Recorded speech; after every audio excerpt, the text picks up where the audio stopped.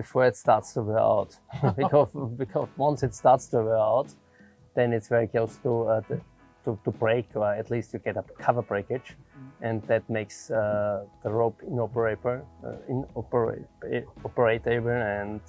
that can ruin your racing, could ruin your regatta, and therefore it's always important to start replacing before you have a obvious shave or a worn out part of the rope. The same applies to a cruising sailor, because if you, for instance, if you have a critical situation and you're approaching a lee coast and the boat has to operate and has to sail and has to work, and you've got a braking sheet exactly at that time, that could also put the whole crew and yacht in risk, and therefore you should not wait until the whole thing is really broken. And you should never forget that ropes, even the modern materials, really last very long, have got a certain degradation per year in breaking load, and and the fibers get more brittle when they get old, etc. And you have to take that into consideration when you're assessing your rigging package on board. A very important point with replacing ropes is dock lines. Especially with dock lines, we see a tendency of some sailors that they wait too long. And the older the dock line gets, the less stretchy it gets, and less stretchy dock lines, first of all, also impose higher stress loads to the fittings on board, which is bad for your boat. On the other side, they also have the tendency to break earlier. And if a dock line breaks, it automatically you have damage on your boat.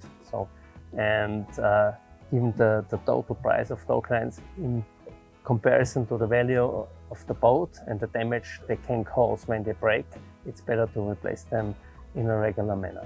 What does regular mean? Every 2 to 3 years, depending, of course, on the individual situation.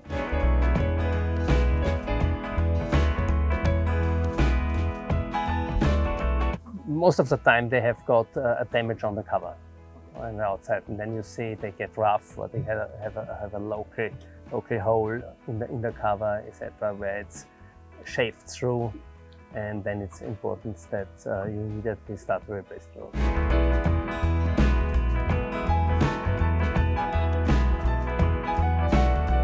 If people assess the quality of a rope only on the breaking load, they use only one of several points that explain the product. Because breaking load alone only tells you that you have got a big diameter probably, or a very, very high tensile fiber, but it doesn't tell you anything about the grip, about the way how it bends, how it runs through blocks, etc. So it is important, if you make your assessment which rope to use in each application, that you understand what is the most important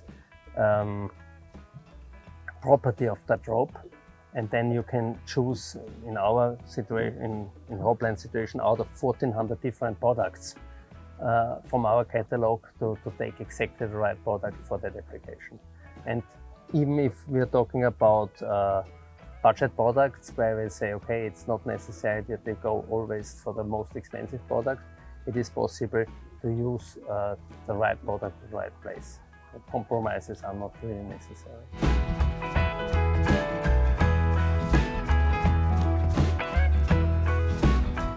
I think they're very important. In the end, they are the interface between the sailor and the boat.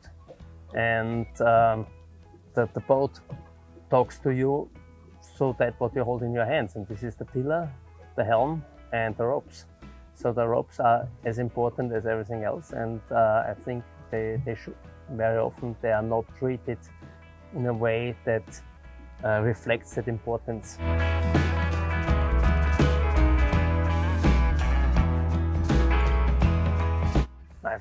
Depends what I'm doing. But I think a good dock line is important, because that gives you a good feeling when you're leaving the boat. Okay, could you give me a name? A Rio. Rio, okay, why the Rio? A Rio, it's a good looking rope, looks nice, okay. Handles very nicely and lasts long.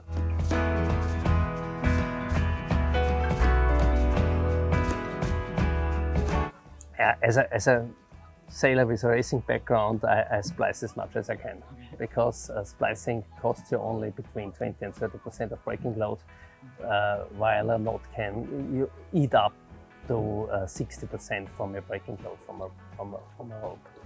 And also splices look nicer, run smoother, and have less windage. So has a lot of real advantages.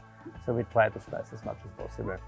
And also a well-made splice has not a tendency to open up by itself. Okay, and the knot does. But not could.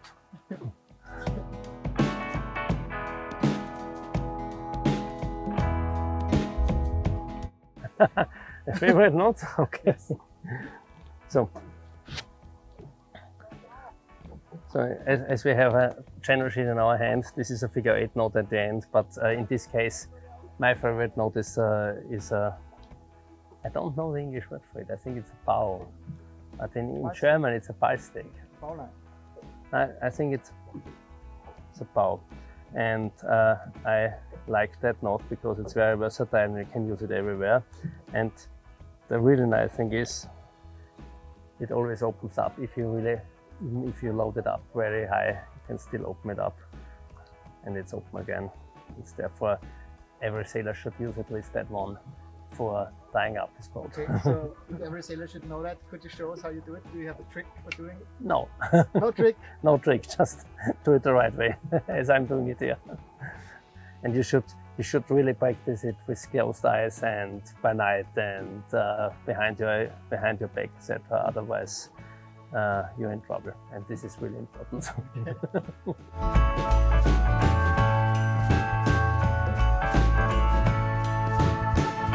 I think we are a little bit depending on the fiber producers. So if there is new fibers coming up, then we will also create new ropes based on these new fibers. At the moment, we haven't fully exploited the capabilities of the existing fibers we are using right now. There's room for improvement with the existing products, and we work on that. And it is like in sailing and in racing, regatta sailing. The small steps are those that bring you onto the podium. So it's not the big leap, it's always constant work and small steps to improve yourself, improve your product range, etc. that makes you successful. And that's also our idea about that.